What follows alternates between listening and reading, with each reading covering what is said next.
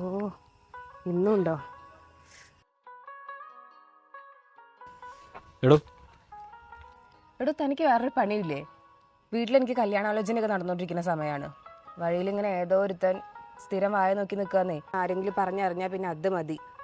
ഏതോ ഒരുത്തനാ ഇത് ഇന്നെന്തിനും തുടങ്ങിയല്ലിട്ട് നിർത്തോ? പഠിക്കുന്ന കാലം തൊട്ടുള്ളതാ. അന്ന് ഇത് തുറന്നു പറഞ്ഞിരുന്നെങ്കിലും നീ ഇത് ആഗ്രഹിച്ചിരുന്നില്ലേ? ശരിയാണ്, പഠിക്കുന്ന സമയത്ത് എനിക്ക് നിന്നോട് ചെറിയൊരു സോഫ്റ്റ് കോർണർ ഒക്കെ ഉണ്ടായിരുന്നു. പഠിത്തം കഴിഞ്ഞു, എനിക്ക് നല്ലൊരു ജോലിയും കിട്ടി. പക്ഷെ നീയോ ഇപ്പോഴും അച്ഛൻ്റെയും ഏട്ടൻ്റെയും ചെലവിൽ. നിന്റെ സ്വന്തം അനിയത്തിക്ക് നിന്നെപ്പോലെ ഒരുത്തനെ കെട്ടിച്ചു കൊടുക്കുമെന്ന് നീ ഒന്ന് ആലോചിച്ച് നോക്ക്. ആദ്യം എന്തെങ്കിലും നല്ലൊരു ജോലി ശരിയാക്കിയിട്ട് വീട്ടിൽ വന്ന് മാന്യമായിട്ട് പെണ്ണാലോചിക്കാൻ നോക്ക്.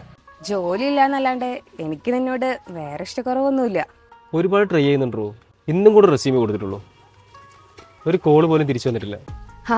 അത് നിന്റെ റെസ്യൂമേ കൊള്ളാനായിട്ടാണ്.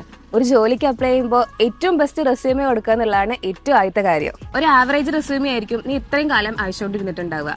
കറക്റ്റ് കീവേഡ്സ് ഒക്കെ വെച്ച് പ്രൊഫഷണലി ബിൽഡ് ചെയ്ത ഒരു 8 years ഫ്രണ്ട്ലി റെസ്യൂമേ ഒന്ന് അയച്ചു നോക്ക്. നിനക്ക് ജോലി എപ്പോൾ കിട്ടിയെന്ന് ചോദിച്ചാൽ മതി. അതിപ്പോൾ സെറ്റ് ആക്കുക.